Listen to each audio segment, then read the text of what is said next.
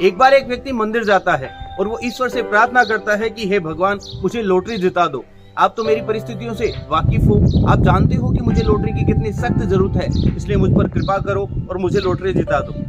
अगले 7 दिनों तक जब ये व्यक्ति कोई लॉटरी नहीं जीतता है तो ये 8वें दिन फिर से मंदिर जाता है और भगवान से कहता है कि भगवान, आपने मुझे अब तक लॉटरी नहीं जिताई है। अब तो मैं सबके साथ अच्छा व्यवहार कर रहा हूँ, मैंने शराब पीना भी छोड़ दिया है और मैं हमेशा आपको याद करता हूँ, अब तो मुझे लॉटरी जिता दो।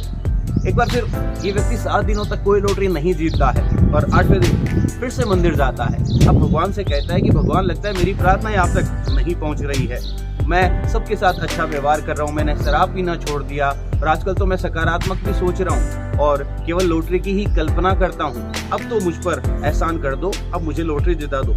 उसी वक्त आकाशवाणी हुई और ईश्वर ने इस व्यक्ति से कहा कि पहले तुम मुझ पर एक एहसान कर दो, कम से कम लॉटरी की एक टिकट तो खरीद लो। बड़ी सोच और सकारात्मक सोच जरूरी है, लेकिन कर्म करना भी तो उतना ही जरूरी है, क्योंकि परिणाम कर्म के मिलते हैं, सोच के नहीं।